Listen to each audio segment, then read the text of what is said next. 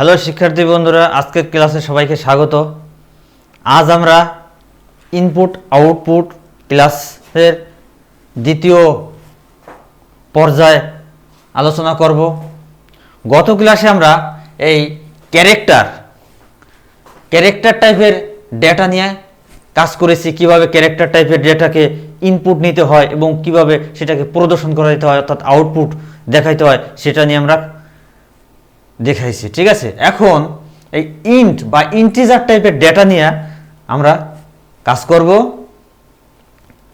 কিভাবে ইন্টিজার টাইপের ডেটাকে ইনপুট নিতে হয় এবং এটাকে কিভাবে আউটপুট বা দেখাইতে হয়, ঠিক আছে, সেটা আমরা এখন আলোচনা করব। দেখো তাহলে আমরা এই 4 ধরনের ডেটা টাইপ লেখা আছে এবং এই 2টি লাইব্রেরি ফাংশন লেখা আছে। ঠিক আছে, এবং এই সি প্রোগ্রামিংয়ের যে স্ট্রাকচারের ভিতর আমাদের সি প্রোগ্রামিং করতে হবে, সেই স্ট্রাকচারটা আমাদের লেখা আছে। সুতরাং এখন আমাদের ইন্ট টাইপের ডেটা নিয়ে কাজ করতে হলে প্রথমে আমাদের ইন্ট নামক কিওয়ার্ডটি লিখতে হবে। আমরা ইন্টিজার টাইপের ডেটা নিয়ে কাজ করব। ঠিক আছে, ইন্ট নামক কিওয়ার্ডটার পরে আমরা একটা ভেরিয়েবলের নাম দেব। মনে করো নাম্বার। আচ্ছা, নাম্বারই দিয়ে দিই। ঠিক আছে, নাম্বার নামে একটি ভেরিয়েবল নিলাম। এটা একটা নাম। যে কোনো কিছুর নাম মানে প্রাসঙ্গিক হওয়া ভালো। ঠিক আছে, যে কোনো নামই নেওয়া যায়, এ বি সি, এতে কোনো সমস্যা নাই, তবে প্রাসঙ্গিক হওয়া ভালো, এই আর কি।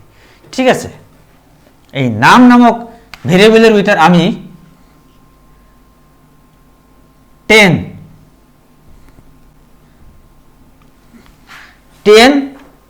বা 10 এই সংখ্যাটি আমি রাখলাম। ঠিক আছে, নাম্বার নামক ভেরিয়েবলের ভিতরে আমি 10 এই সংখ্যাটি রাখলাম। এখন এই 10 সংখ্যাটি আমি যদি প্রিন্ট করাইতে চাই বা প্রদর্শন করাইতে চাই, তাহলে আমাকে কি করতে হবে? আমরা জানি যে ক্যারেক্টার টাইপের ডেটা অবশ্যই ডাবল কোটেশনের ভিতর লিখতে হয়, তবে ইন্টিজার টাইপের ডেটা ডাবল কোটেশনের ভিতর লেখা যাবে না। যদি আমি এখানে ডাবল কোটেশন দেই, ঠিক আছে, তাহলে এটা নাম্বার হওয়া সত্ত্বেও, যদিও এটা নাম্বার, ঠিক আছে, এটা কোনো একটা নাম্বার বা সংখ্যা, ঠিক আছে, এটা নাম্বার হওয়া সত্ত্বেও এটা ক্যারেক্টার টাইপের ডেটা হয়ে যাবে এবং এটা ক্যারেক্টার টাইপের ডেটার মতো কাজ করবে। এটা তোমাদের অবজেক্টিভে আসতে পারে, সুতরাং বিষয়গুলো তোমাদের জানতে হবে। ঠিক আছে,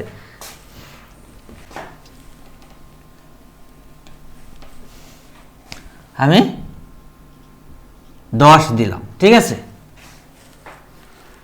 যদি এটা আমি ডাবল কোটেশনের ভিতর নাই, তাহলে কিন্তু এটা ক্যারেক্টার টাইপ হয়ে যাবে, এটা যাই থাক।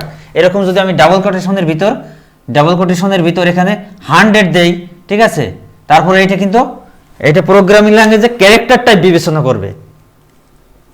ঠিক আছে, সি ল্যাঙ্গুয়েজটা এটা ক্যারেক্টার টাইপ বিবেচনা করবে। সুতরাং অবশ্যই এটাকে ডাবল কোটেশনের ভিতরে দেওয়া যাবে না, এটাকে এইভাবে স্বাভাবিক রাখতে হবে। ঠিক আছে, এখন এটা যদি আমি প্রদর্শন করাইতে চাই, তাহলে আমাকে কি করতে হবে? এই প্রিন্টএফ নামক লাইব্রেরি ফাংশনের সহযোগিতা নিতে হবে। ঠিক আছে, আমি যদি এই প্রিন্টএফ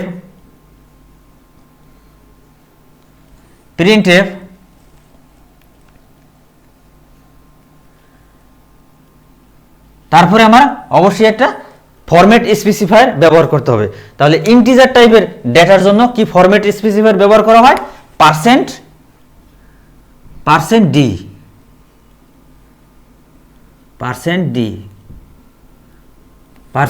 ঠিক আছে, ইন্টিজার টাইপের ডেটার জন্য ফরম্যাট স্পেসিফায়ার হিসেবে আমরা পার্সেন্ট ডি ব্যবহার করব।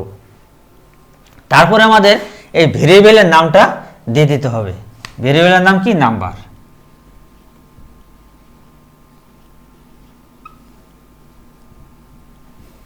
ঠিক আছে, এখন আমাদের এখানে যে 10 আছে, এই 10টা আমাদের প্রদর্শন করাবে। ঠিক আছে, প্রিন্টএফ পার্সেন্ট ডি, অবশ্যই এটা ডাবল কোটেশনের ভিতরে দিতে হবে। ফরম্যাট স্পেসিফায়ার সর্বদাই ডাবল কোটেশনের ভিতরে ব্যবহার করতে হয়। ঠিক আছে, তারপরে আমাদের ভেরিয়েবলের নামটা দিয়ে দিতে হবে। এখন এই যে সিস্টেম, এটাই শুধু 10 প্রিন্ট করবে, কারণ আমাদের 10 দেওয়া আছে এখানে, এটা স্ট্যাটিক পদ্ধতি। এই স্ট্যাটিক পদ্ধতি ব্যবহার করা আসলে ঠিক না, এইভাবে প্রোগ্রামিং করা ঠিক না। আমাদের অবশ্যই ডাইনামিক পদ্ধতিতে প্রোগ্রামিং করতে হবে, যেটা পরিবর্তনশীল। যে কোনো ইউজার যে কোনো ইনপুট দেবে এবং সেটা প্রদর্শন করবে। এই যে সিস্টেম বা ডাইনামিক ওয়েতে প্রোগ্রামিং করা, এটাই আসলে উচিত। প্রোগ্রামাররা এইভাবেই প্রোগ্রামিং করে থাকে। সুতরাং তখন আমাদের কি করতে হবে, এটা মুছে দিতে হবে, ঠিক আছে, এটা দেওয়া যাবে না।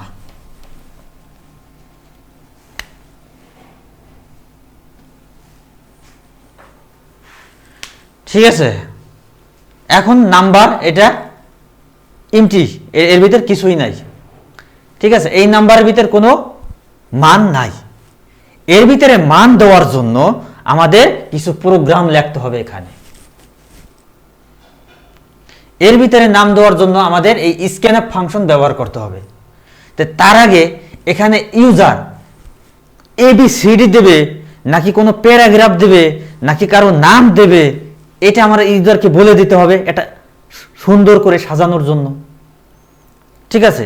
ইউজারকে বলে দেওয়ার জন্য আমার প্রথম ইউজারকে বলে দিতে হবে। এই কারণে আমি প্রিন্টএফ দিয়া ইউজারকে বলে দেব, ঠিক আছে, যে তুমি এখানে কি দিবা।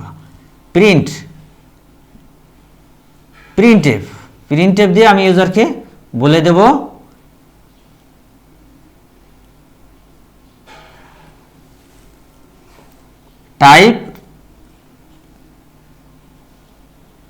টাইপে নাম্বার হিয়ার,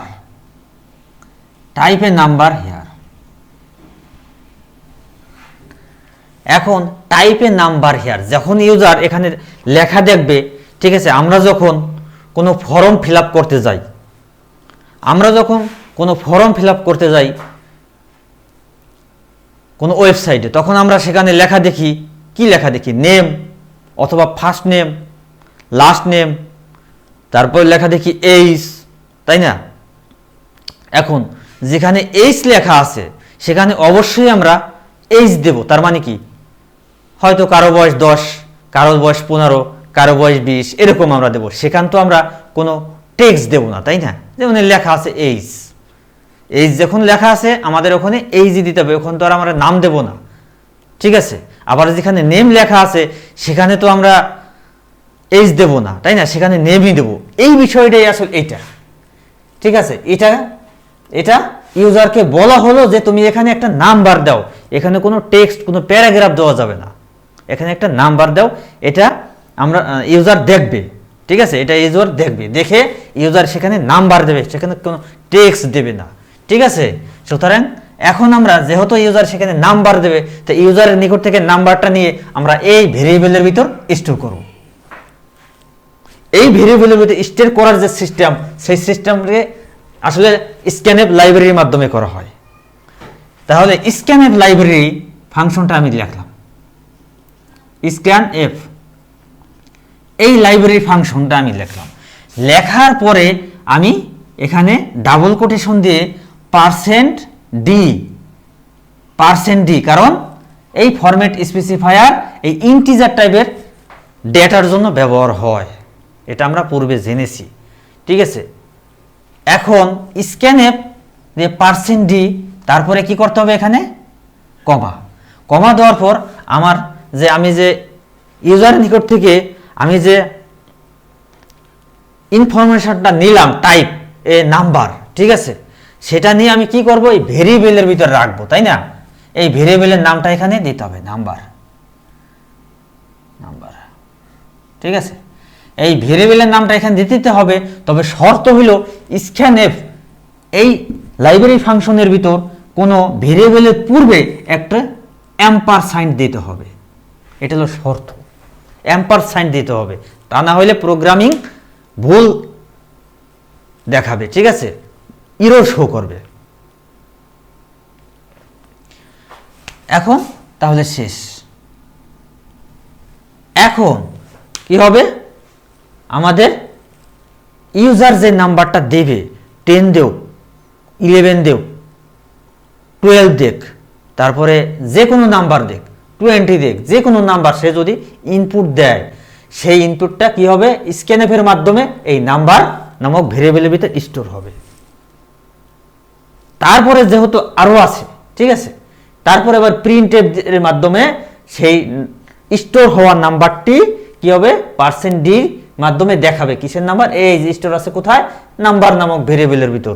এটা এখানে কিন্তু আবার এম্পারসেন্ট হবে না, প্রিন্টএফ এর ভিতর এম্পারসেন্ট হবে না, শুধু নাম্বার নামক ভেরিয়েবলটা দিয়ে দিতে হবে, ঠিক আছে। এখন এই প্রিন্টএফ এর মাধ্যমে আবার এই নাম্বার নামক ভেরিয়েবলটা কি করবে, ইউজারের সামনে শো করবে যে এটাই তুমি দিয়েছো, এই নাম্বারটা তুমি দিয়েছো, এটা দেখো। আশা রাখি অনেক ডিটেলস বলার মাধ্যমে, ঠিক আছে, অনেক বেশি কথার মাধ্যমে আমি বোঝানোর চেষ্টা করছি, কারণ জগতে এমন কিছু লোক আছে যার বেশি কথা ছাড়া বোঝে না, ঠিক আছে। সুতরাং তাদের জন্য উপকার, যারা তোমরা খুব দ্রুত বোঝো তোমাদের জন্য উপকার, ঠিক আছে। আশা রাখি তোমরা বুঝতে পেরেছো বিষয়গুলো।